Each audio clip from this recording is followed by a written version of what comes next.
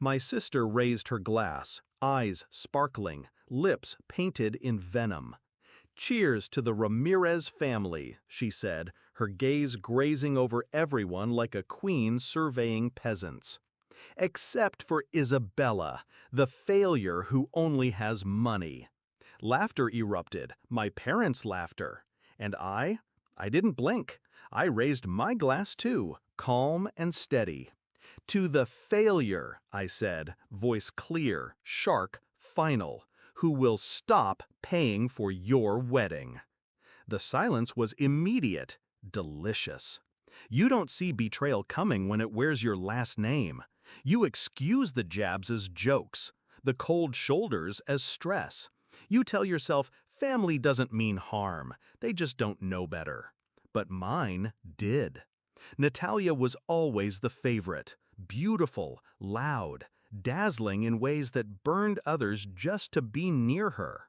I was the quiet one, the one who built things, the one who paid for her tuition, her first apartment, the deposit on the wedding venue, the damn Vera Wang gown she had to have. No one blinked when I offered. They just said thank you and spent more. It started with the cake. Her fiancé called me.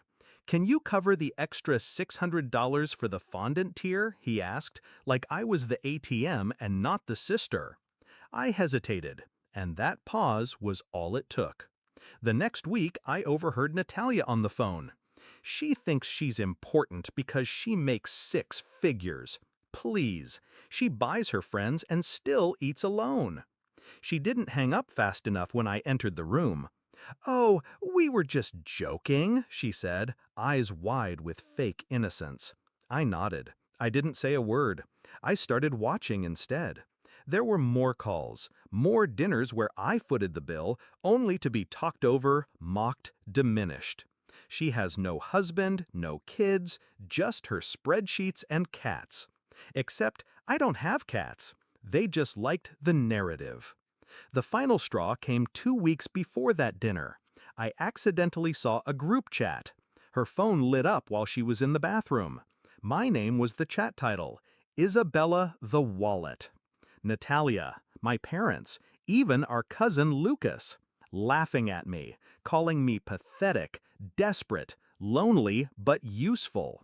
I took a screenshot, sent it to myself.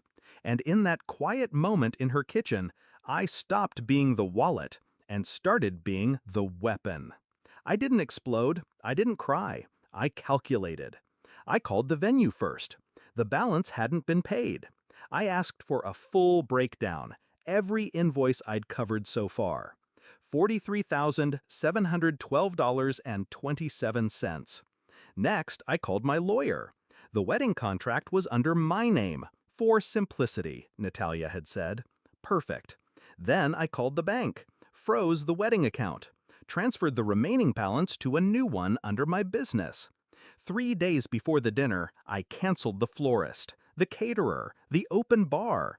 I left the dress untouched.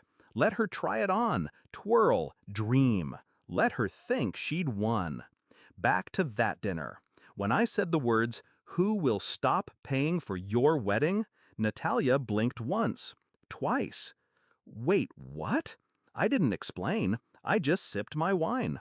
She laughed, unsure. "You're joking, right?" I smiled. "Check your email." A moment later, her phone buzzed. Then her fiancé's, then my mother's. All the same PDF. Notice of withdrawal, Ramirez wedding funding termination. Attached, every receipt, every cancellation notice, every clause highlighted in red. My sister's face drained. My mother spoke first. "Isabella, this is a family event."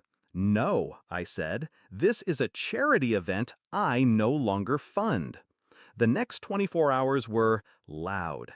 83 missed calls, voicemails, threats, pleas, rage. I answered none. Natalia showed up at my building. Security turned her away. She emailed, "You ruined my life." I replied, "No, I just stopped financing the lie you were living." The wedding was postponed, then downsized, then quietly canceled. Their engagement didn't survive the storm. Turns out, love built on entitlement doesn't last long when the money disappears. My parents stopped speaking to me. Publicly, they claimed I'd overreacted. Privately, they begged me to reconsider. I didn't. People ask if I regret it. No, because there's power in silence, in watching, in knowing exactly when to strike. They wanted to call me a failure? Fine. Then I'll be the kind of failure who doesn't pay for people to mock her. The kind of failure who builds empires while others build group chats. I still have the screenshot saved, not out of bitterness, out of clarity. Sometimes blood isn't thicker than self-respect, and sometimes the quiet one burns the loudest. Cheers to that.